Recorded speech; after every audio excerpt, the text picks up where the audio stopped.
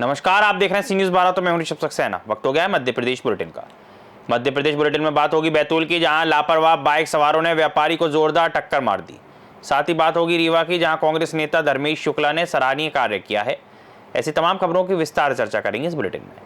मुल्ताई थाना रोड पर मंगलवार देर रात एक तेज रफ्तार बाइक ने सड़क पर चल रहे 26 वर्षीय युवा व्यापारी उत्तम जगे को जोरदार टक्कर मार दी, जिससे वह गंभीर रूप से घायल हो गया। उत्तम, जो कैलारस जिला मुरैना के निवासी और मुल्ताई में गजक बेचने का काम करता है, सड़क पर गिरकर बेहोश हो गया और सिर व शरीर पर गंभीर चोटें आईं। पास के सीसीटीवी में घटना कैद हो गई है। प्राथमिक उपचार के बाद डॉक्टरों ने उसकी गंभीर स्थिति को देखते हुए बैतूल रेफर कर दिया है। घटना के बाद बाइक सवार तीनों युवक फरार होने की कोशिश कर रहे थे, लेकिन स्थानीय युवकों ने पीछा कर 2 आरोपियों को पकड़कर पुलिस के हवाले कर दिया, जबकि तीसरे आरोपी की तलाश जारी है और बाइक जब्त कर ली गई है। बैतूल से सी न्यूज़ संवाददाता पीयूष शर्मा की रिपोर्ट। शहर जुन्नारदेव में करनी सेना के राष्ट्रीय अध्यक्ष जीवन सिंह शेरपुर के आगमन पर भव्य स्वागत किया गया। सर्वप्रथम राम तिराहा और मुखर्जी चौक पर नुक्कड़ कार्यक्रम में आतिशबाजी और फूलों की वर्षा कर उनका स्वागत किया गया। इस अवसर पर जिला अध्यक्ष रणधीर सिंह जुन्नारदेव, करनी सेना महामंत्री नितेश राजपूत, अजय सिंह, नीरज राजपूत सहित करनी सेना परिवार, गणमान्य नागरिक, व्यापारी मंडल और कन्हान बचाओ मंच ने भी जोरदार स्वागत किया। सर, जुन्नारदेव आगमन पर क्या कहना चाहेंगे आप? जन क्रांति न्याय यात्रा जो निकल रही है, इसके बीच में हम यहाँ आए हैं सभी को निमंत्रण देने। 21 दिसंबर में जो जन क्रांति न्याय आंदोलन होने वाला है, उसमें सम्मिलित होने के लिए, तो आपके माध्यम से सभी तक सूचना पहुँचे कि सभी को ज़्यादा से ज़्यादा संख्या में पधारें। कैसा लगा सर इलाका आपको? बहुत अच्छा है, शांत वातावरण है, अच्छा है। जय श्री राम। जुन्नारदेव से कैमरा पर्सन सानू के साथ वीरेंद्र अग्रवाल की रिपोर्ट। इंदौर से एक हृदय विदारक मामला सामने आया है, जहां एक पिता अपने 14 वर्षीय बेटे के जीवन को बचाने के लिए प्रशासन से आर्थिक सहायता की गुहार लगाई है। कनाडिया गांव निवासी नितिन वर्मा का बेटा आलोक वर्मा गंभीर बीमारी से जूझ रहा है।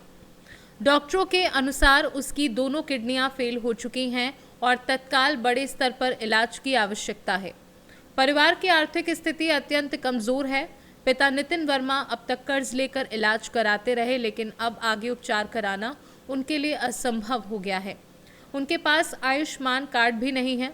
अरविंदो अस्पताल से छुट्टी मिलने के बाद डॉक्टरों ने अहमदाबाद ले जाने की सलाह दी है, मगर यात्रा व इलाज का खर्च उठाने की क्षमता परिवार में नहीं है। अब नितिन वर्मा ने कलेक्टर से आर्थिक सहायता और निःशुल्क उपचार दिलाने की अपील की है, ताकि उनके बेटे की जान बच सके। क्या नाम है आपका? आलोक। आलोक, आज आप कलेक्टर साहब से मिले, क्या कहेंगे?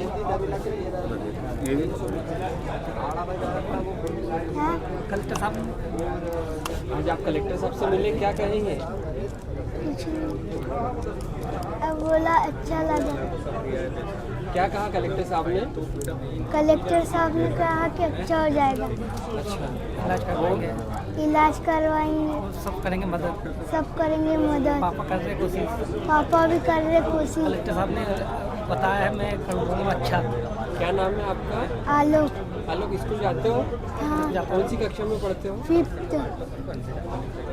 5th। क्या है स्कूल का नाम, क्या है आपके? 7वीं प्राथमिक विद्यालय खतरखेड़ी। कहाँ से आए हो आप?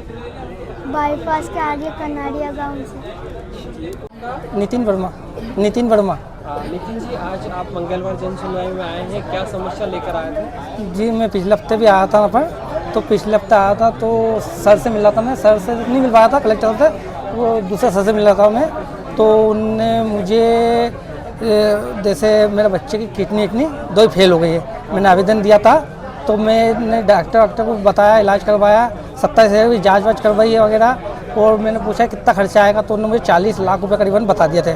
40 लाख रुपए आपके पास हो तो आप करवा सकते इलाज। तो फिर मैंने बोला, मैंने कभी इतनी रकम देखी नहीं, मैंने कभी 5 लाख नहीं देखा, तो 40 लाख तो बहुत दूर की बात है। ठीक है। और फिर मैंने बोला उसका और उपयोग, तो उन्होंने मुझे उपयोग बताया। बोला आप किडनी डोनेट कर सकते हो। तो मैंने, सर मेरे घर में किडनी में डोनेट कर सकता हूँ। तो मेरे घर में 4-5 पेट है, मैं अकेला कमाने वाला हूँ और मेरे घर में कोई कमाने वाला नहीं। मैं दे दूँगा, मैं मजदूरी करता हूँ और फिर मैं मजदूरी नहीं कर पाऊँगा। ठीक है। और कभी मैं दे भी देता हूँ मैंने कहा सर मैं चलो दे भी देता हूँ। तो मैंने बोला बच्चे का इलाज कर दोगे? तो उन्होंने मेरे से बोला 6.5 लाख रुपये आपके पास हो तो आप ना पर हो सकता। तो मैंने क्या जो फंड मिलता है मुख्यमंत्री तरह का फंड मिलता है सर, तो मैंने वो डॉक्यूमेंट्स वो सील साइन करते हैं ना सरकारी, हाँ वो योजना वो भी ले आया था मैं एजेंटों से, वो कर लिया था। तो उन्होंने वो भी ले लिया मेरे से। तो बोले ऐसा नहीं होता 20-50 हज़ार रुपये मिलते, बाकी आपको करना पड़ेंगे पैसे। तो मैंने सर मैं इतनी रकम कहाँ से लूँगा? तो उन्होंने एकदम बाहर कर दिया था मुझे। माननीय कलेक्टर साहब ने क्या आश्वासन दिया? कलेक्टर साहब ने ये आश्वासन दिया है, बोला आपका जो भी मुआवजा पैसा कौड़ी जो भी है हम देंगे और आपके बच्चों को हम सही करवाएंगे, इलाज करवाएंगे। और मैं ये हॉस्पिटल में गया था, एसएस हॉस्पिटल है, ये सरकारी हॉस्पिटल है एसएस हॉस्पिटल याला। तो वहाँ पर मैं गया था तो मैंने पूछा, मैंने कहा मेरे बच्चे का इलाज करना है। जब ये एमवाई में एडमिट था, एमवाई में एडमिट था तो मैं वहाँ चली गया था मेरे बच्चे को छोड़ के। अकेला था मैं, इसकी मम्मी नहीं है, इसकी मम्मी काम वाम करती, दाड़ की करती।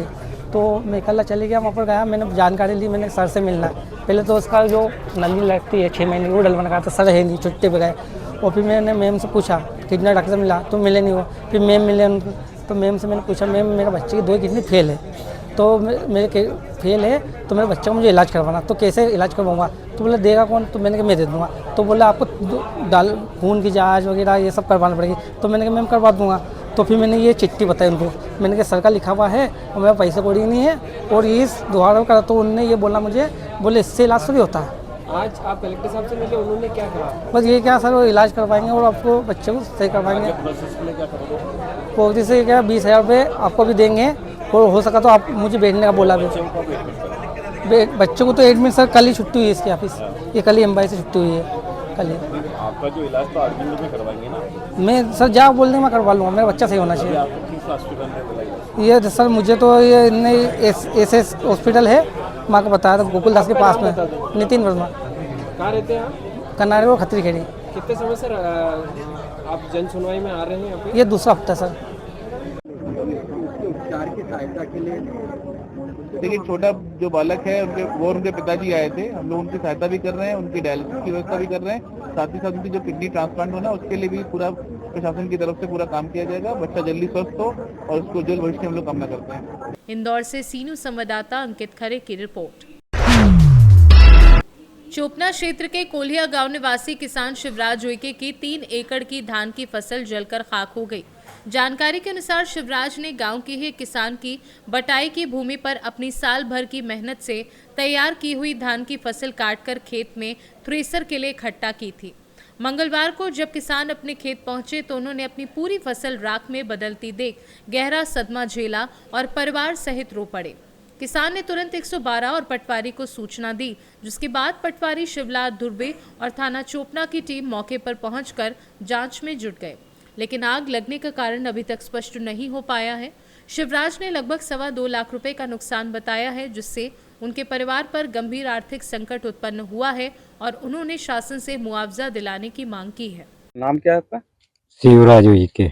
आप अभी धान की फसल जली है वो आपकी है? जी फसल मेरे सरवर, वो खेती है वो सेलन का है। सेलन की खेत को बटाई पे लेके खेती किए थे? जी बटाई से लेके गए। अच्छा, तो आपकी जो कितना एकड़ की फसल जो जल कर खाक हो गई? वो 3 एकड़ का पूरा ही हो गया सर। धान की फसल थी? जी।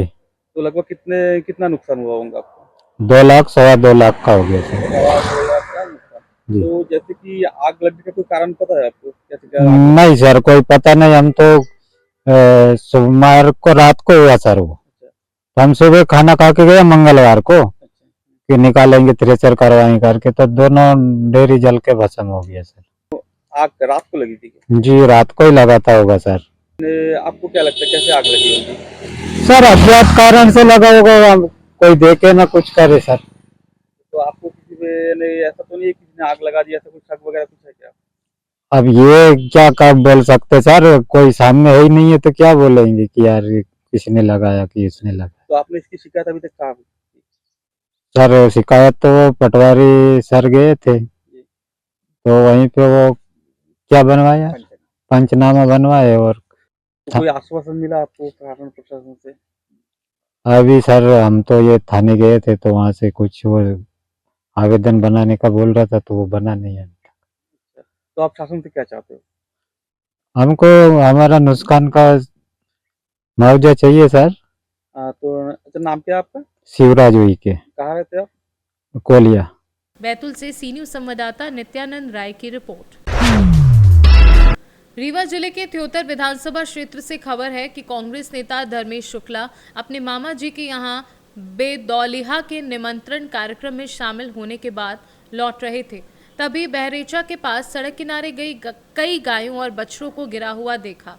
रात के समय पहले तो उन्हें लगा कि मवेशियों की मृत्यु हो गई, लेकिन पास जाकर देखा गया कि सभी जीवित थे और किसी ने हाथ पांव बांधकर उन्हें छोड़ दिया था, जिससे वे बुरी तरह तड़प रहे थे। इस दर्दनाक दृश्य को देखकर धर्मेश शुक्ला ने तुरंत सभी मवेशियों को बंधन मुक्त किया। हालांकि इस दौरान एक स्थानीय व्यक्ति ने उनका विरोध भी किया। कांग्रेस नेता ने कहा कि मोहन सरकार मंचों पर गौ सेवा की बातें करती है, लेकिन जमीन पर हालात इसके विपरीत हैं और इसे सरकार की झूठी गौ सेवा कहा जा सकता है।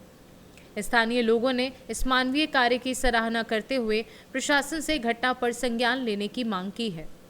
रीवा से सी न्यूज संवाददाता अर्जुन तिवारी की रिपोर्ट। फिलहाल के लिए बुलेटिन में इतना ही। देश और दुनिया की तमाम खबरों के लिए देखते रहिए सी न्यूज़ भारत।